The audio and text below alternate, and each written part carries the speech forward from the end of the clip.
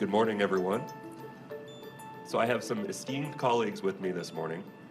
We spent yesterday talking about a lot of different facets of AI, the permutations of what companies and organizations need to be considering as they're thinking about AI.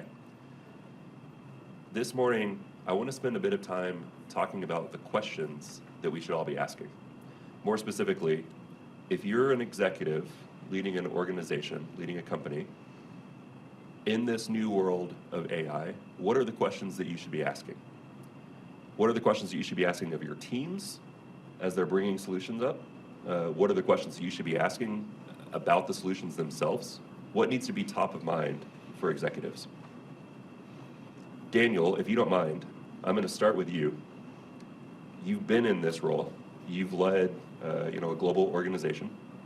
What are the questions that you asked? Well, it really all starts with what's the outcome that we're trying to achieve. And if they can't articulate what the outcome is, I'm not sure they understand how they're going to try to go solve it. And then once they spend enough time talking about the outcome, then the next question I usually ask is, okay, how are you going to measure that you actually achieved that outcome? And then that gives them the freedom to go figure out the solution and how they're really going to validate they actually provide a solution that works. And then you go in there and figure out, okay, how are you actually going to implement this in small chunks?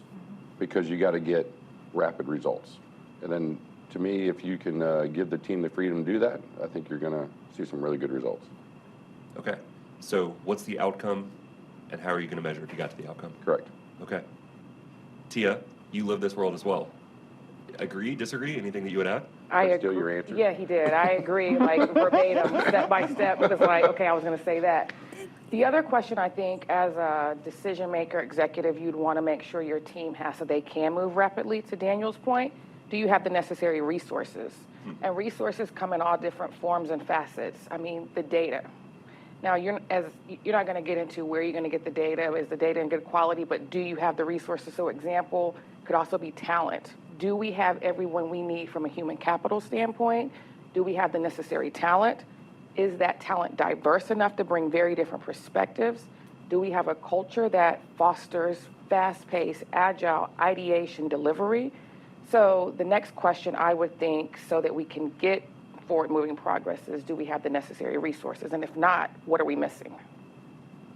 Are there any types of resources that you would point executives to? I mean, I think human talent is the obvious, but are there any non-obvious resources that they need to be thinking about? I mean, there's all sorts of resources. I mean, when you think about how fast you want to go, do you really take the time to build it? Or do you think about an acquisition or some sort of purchasing of software or solution? Sometimes it's not always about, let me go spend 6 months, even if I'm iteratively adding value. It's how do we do an acqui-hire, or how do we acquire another company?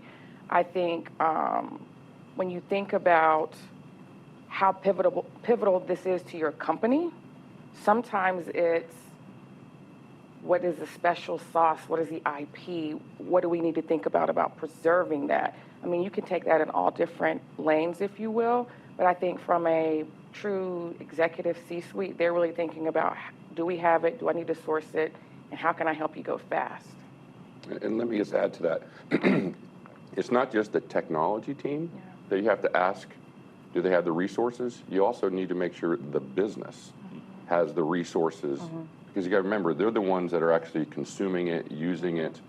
And typically when we talk about resources, we always quickly go to, does the technology team have the resources? And all the resources that she outlined is correct. But I think the question that's usually not asked is, do you have the business stakeholders available? Do you have your business partners that are willing to go put product owners on their side? So it needs to be a collaborative thing, not just a technology thing. Absolutely. Can I jump in here? Because I think it's beyond just having the resources, but do you also have a process for this collaboration? Right, so even if you have the resources that you need in technology in the business, and you have a strategy, right, that you're going to pursue both on the business and technology side, I think the cross collaboration that this requires disciplines that include, data, it includes technology, it includes business strategy, but it goes beyond that because in this particular moment in time, you're also balancing risk, right? And if those risk disciplines do not have a point of view on data risk in particular, so privacy professionals, legal professionals, they need to be at the table so they can be part of the iterative process to move fast. And so you need those resources as well. And so if you have a process all ready for innovation, it's easier, right? But if you're just building that process for innovation, that's a problem. And so that iterative, fast-moving process for any type of innovation can be adopted to this moment in time. But if you're building that from the start, that's something you're going to be struggling with as you bring all these different disciplines together for this moment. And I think especially as we talk about artificial intelligence, what is the culture of your organization? So we talk about process, we talk about resources, we talk about key performance indicators or how do you measure it, working backwards from a business outcome. But do you have a culture that's thriving and motivating and propelling and supporting this pivot, this transformation, this work? Oftentimes companies forget that the culture can either stifle or accelerate what you're trying to do. And so it's important that culture can, how people work, how you foster innovation, how you foster collaboration. It could also be how you handle failures and learn from it and move forward, right? Especially in very forward-thinking, forward-leaning spaces such as AI.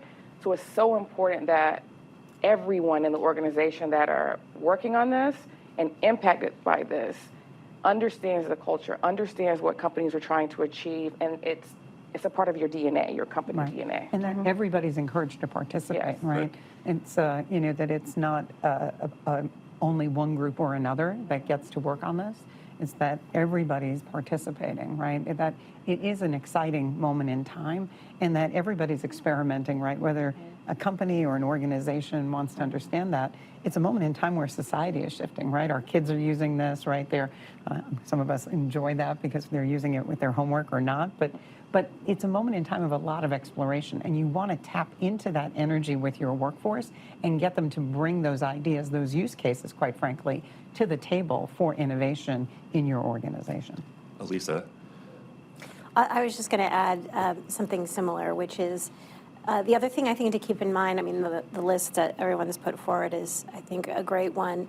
The only thing that I would add is that experimentation is already happening within your organization, right? So ask the questions of where that could be happening and how you can find it. And it's probably not necessarily going to be in the places that you expect. It's going to be people who are experimenting with it on the side because, of course, we're not supposed to use ChatGPT at work, right? Who are actually using these technologies, who are experimenting with them, and who are really trying to actually solve very specific problems they've already identified that they can solve problems for, right? So I think one of the interesting things in our discussions is it's a powerful technology, but you have to know, to your point, what is the problem that I'm trying to solve?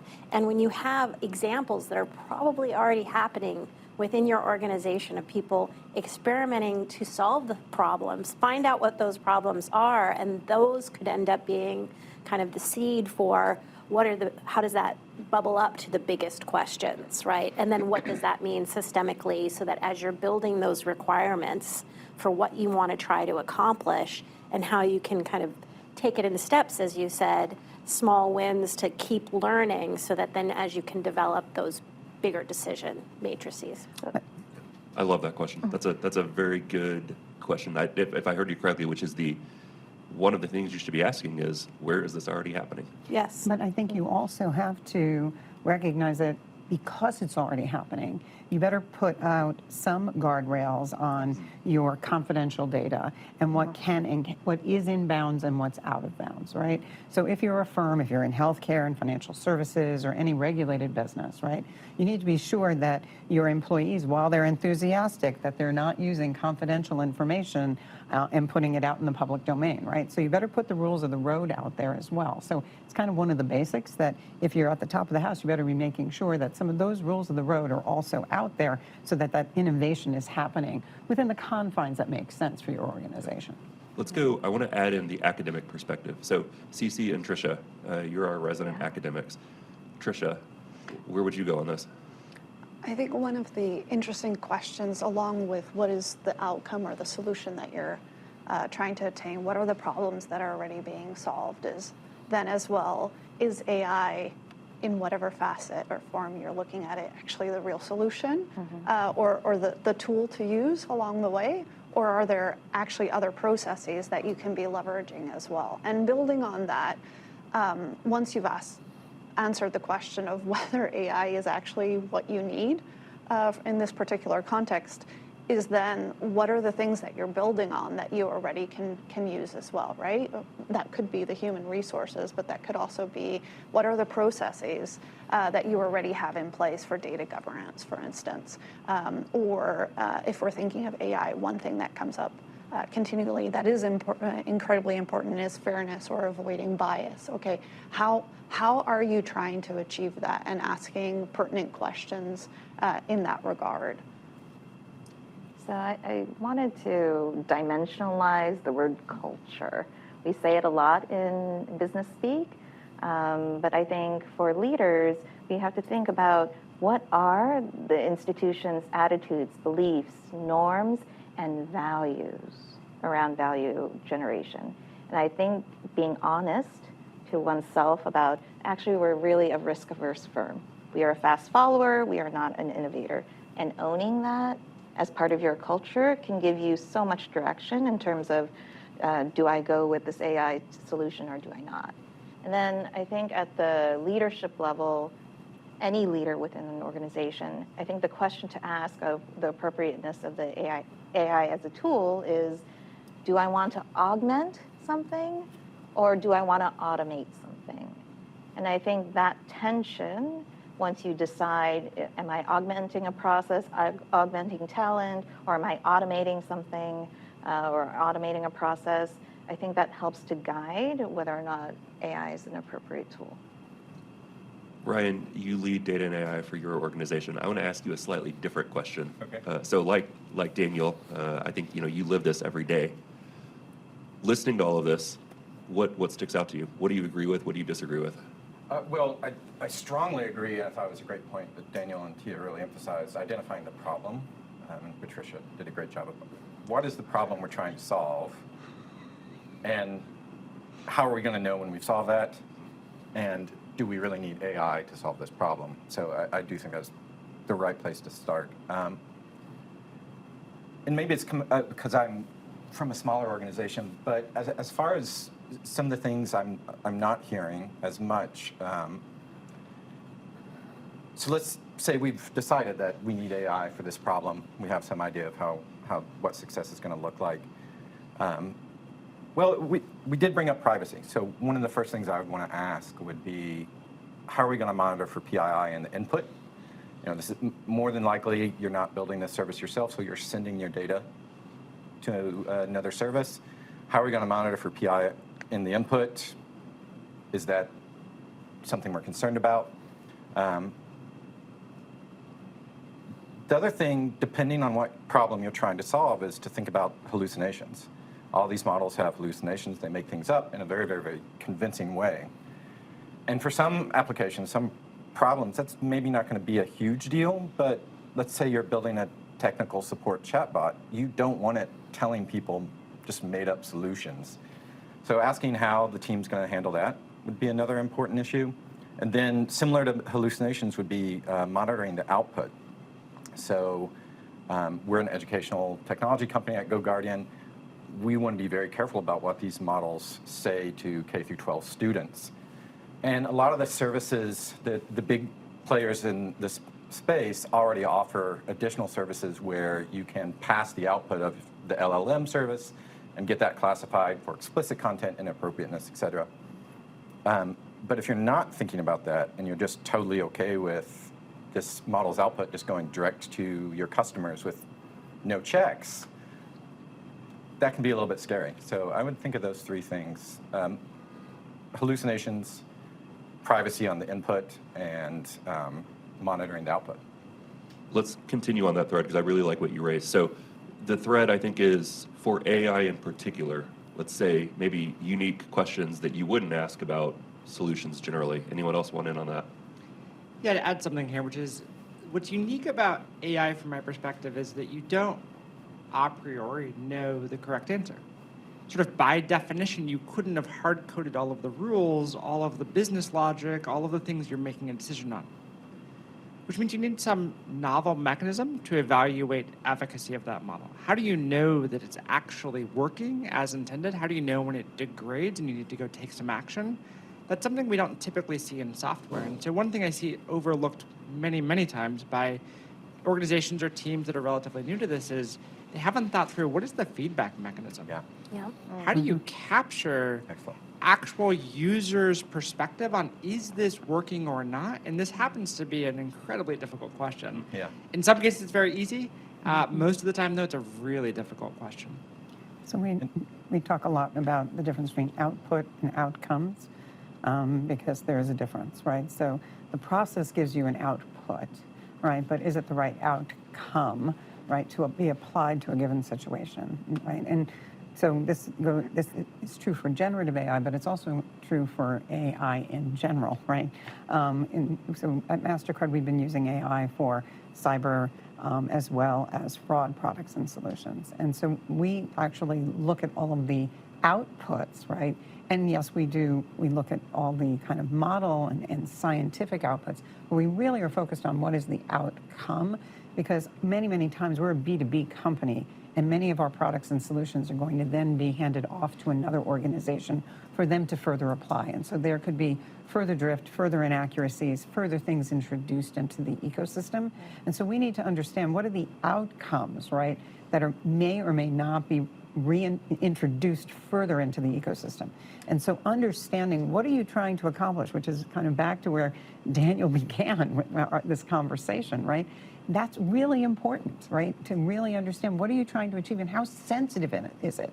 The more sensitivity in the outcome, the greater the distance between output and outcome we believe is necessary. And the more the examination needs to happen between your output and your outcome, especially if it's going to be deeply personally sensitive to an individual, right? So is it going to impact their credit score? Is it going to make a decline for us on a card, right? Is it going to impact our screening or our partners in providing a secure network? All of those things for us, are high. But imagine this in a healthcare context, right? Medicine context, right? We want to make sure those outcomes, okay, purposely said, are really, really highly accurate and predictive. But I'm not sure that everybody's having that conversation, and I think that's a really super important point. So I'm curious, the distance between outcome and output. Output and outcome, yeah. Output and outcome. I know. So I'm curious because the feedback loop that we're looking for, is that a person?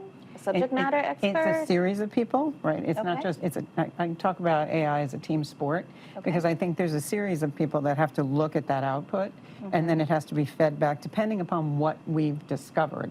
It may go all the way back to the quality of the data that we're using, right? It may go back to the models. It may go back to A/B testing. It may go back to bias. It may go back to legitimate drift or inaccurate drift. Like there's a million different places in our kind of governance cycle that we may go back and adjust and then look at a different set of outputs to outcomes. I love Vincent's original point about closing the feedback loop. That's still hugely neglected in ML, and I suspect it will continue to be neglected in generative AI. And those are excellent points as well. I think companies have finally gotten to the point where they understand, many companies have gotten to the point where they understand having a large amount of data allows us to train a model for our specific use case, but it's still not necessarily followed through with, we also want to collect data on the output of that model. Absolutely. Because that in itself is a very, very rich and useful data set that needs to be collected. And I think to Vincent's point, that's still really overlooked. What else? Anyone else want in on this? So continue again on the thread of what questions should be asking because AI is different. Could we pivot just a little bit? Could we also talk about what questions or assumptions leaders should make? So let me give you an example. So as a GM at AWS, I spend my time meeting with the senior most leaders of companies. And sometimes it's for a specific thing, hey, could you coach me on what I should do to transform to go to one-to-one personalization? Or it could be, just tell me what I need to do. And a lot of times, especially with the explosion of generative AI, because that's essentially what it is, everyone assumes it's the answer without fully understanding what it is, the implications, including cost, maintenance, support, again, resources needed, and why and when it should be used. A lot of times, CEOs, CIOs, CPOs, chief product officers, come in and they're like, tell me where to implement Gen AI. And so a reverse of this is what questions not to ask is to make an assumption without understanding what Daniel said. How does it truly impact my business? So first starting with the problem. The other questions that should not be asked is, tell me what I can do with the least amount of money. Because sometimes, honestly, sometimes that's the thing, right? Like going back to, do you do a statistical approach? Do you do a more advanced machine learning, like deep learning approach? Do you do a generative AI approach? It's not about what do I do with the least amount of money? What do I do to reduce the most overhead? Again, those are questions you shouldn't ask because you're starting with this outcome-based approach versus truly working backwards from the problem. I often coach these decision makers on first get educated. What's working in your business, what's not working in your business. In parallel, get educated on different approaches, not to the nth degree of how you design, train, et cetera, something, but just what are, to Tricia's point, like what are the different solutions that my team could take in approaching this?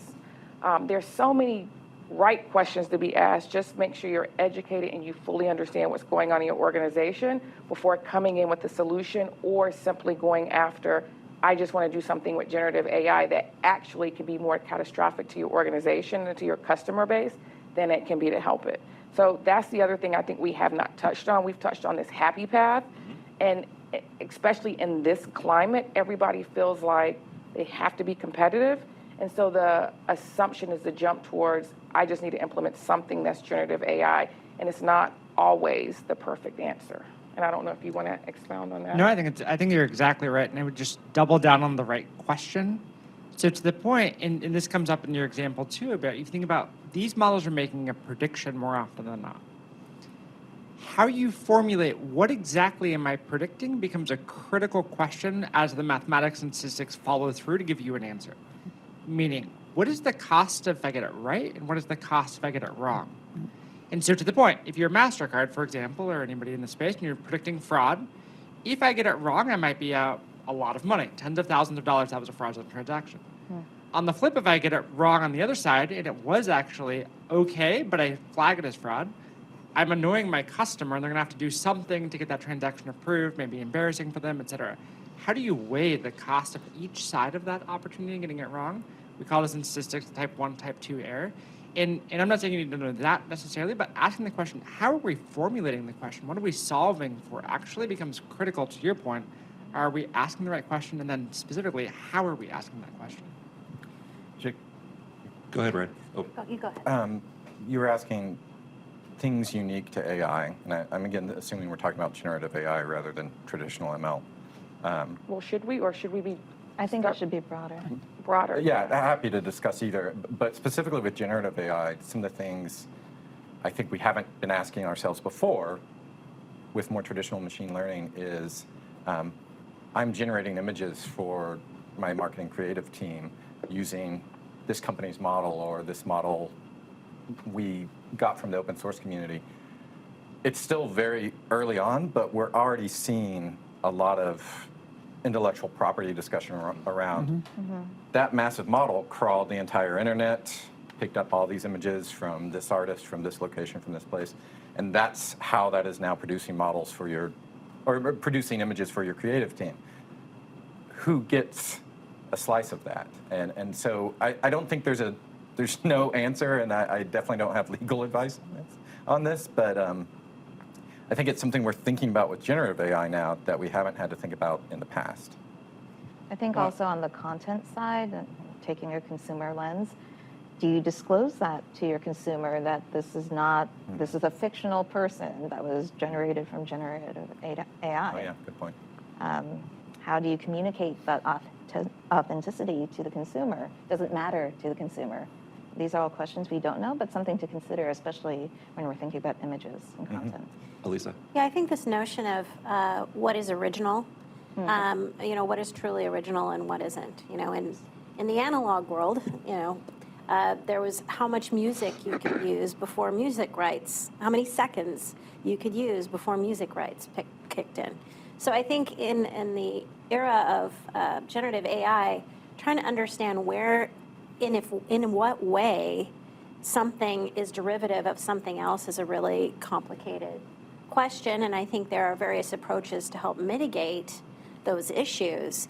And I think the question to ask is, to what extent is the system I use or the system I create help to mitigate those things? Even as other areas, it'll get figured out legally and whatnot, but how close is something to something else, and what ultimately the end output from that, to what extent someone else could claim it, I think is an interesting question. The other point I wanted to make was just related to part of the discussion earlier, which is it's not only kind of where are there probabilities in my business, and where could AI maybe help me understand that. I think one of the interesting things about generative AI is where can I put this technology to find patterns that I didn't expect, right? And how can I uncover things that I just didn't know? Like without it, I couldn't have known that. And so it could be around a specific problem and saying, okay, if we're trying to solve this specific problem, how could I apply this technology to find insight that I couldn't have had before without it? Because I haven't written all of the business rules, and I haven't put in all of the kind of levers to understand what that output could be. So I think there's a curiosity that's important in terms of leveraging this technology, and yet understanding risks associated with it as well.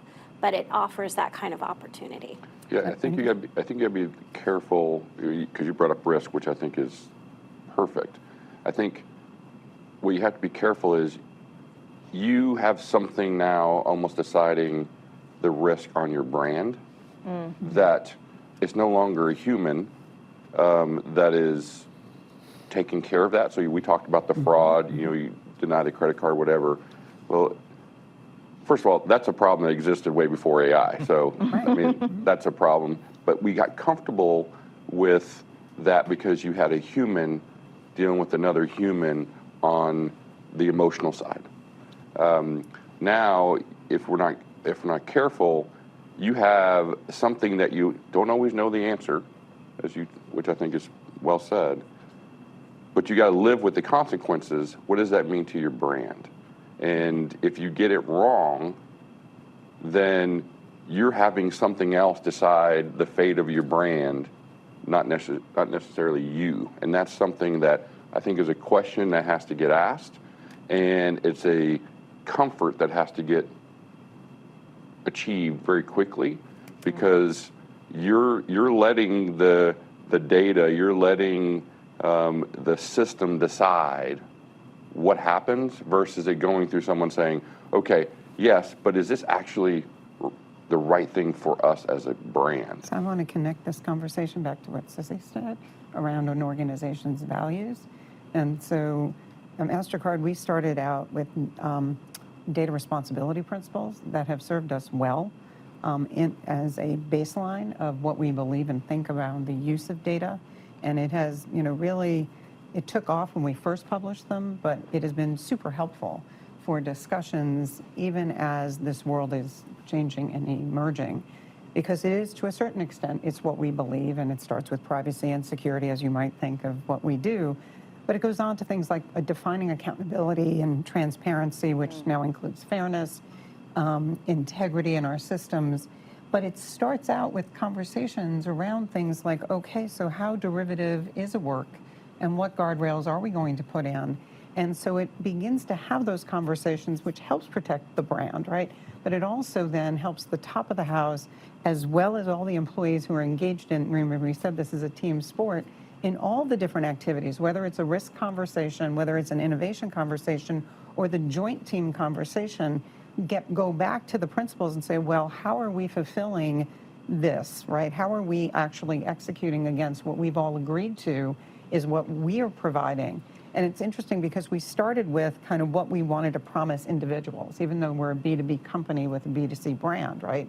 And so it's been interesting to watch those principles continuously come to life. And I know there's lots of conversation around, well, principles are just principles. But if the whole team, and I mean from the top to the bottom of the house and vice versa, really use them, I think that's one of the ways to actually protect your brand, espouse your values, and actually do it in a way that provides a playing, like a playground, if you will, right, for these harder discussions that we're having, because this moment in time, it keeps changing, but it gives you a safe place to kind of have those hard conversations. And I hate to say it, arguments sometimes, right? But mostly because everybody cares.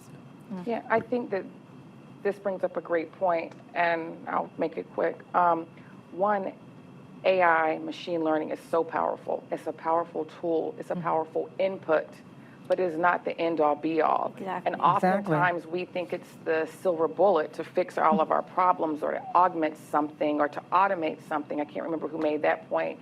However, it's a piece of the system or the product of or what we're designing. Sometimes we forget about human in the loop and the importance of that. Absolutely. Sometimes we forget about, yes, the feedback loop, but then the verification step after you get the feedback. So when people are designing this, they think about it as a holistic solution. It's important that you have not just diversity from gender, racial, ethnic background, but a different perspective. One of the reasons why I think I do decent at AWS is because I was a customer for 6 years. So when I'm working with my teams to build and design stuff, I can think of it, hey, when I was a customer, I would have liked to have seen this. And a lot of my peers have worked at AWS their entire career, so that perspective is different. We should do the same thing when we're staffing or building an organization to do this. And more importantly, when we design, it has to be a human-centered approach that takes into account the input from the algorithms or the models that then have a finished outcome or output that delights customers or end users and aligns back to the problem solving. But we just get so fixated on the shiny object, which is artificial intelligence. And and that's important, but there's so much more to build around it to make it complete. I think, Tia, that was really well said. And honestly, I probably can't do a better job of summing the conversation. So given that we're at time, I think we'll wrap it there. But thank you all for your contributions. There's some really interesting additions here as far as questions that companies need to be asking and not asking. And I think there's a lot of really good nuggets here. Thank you.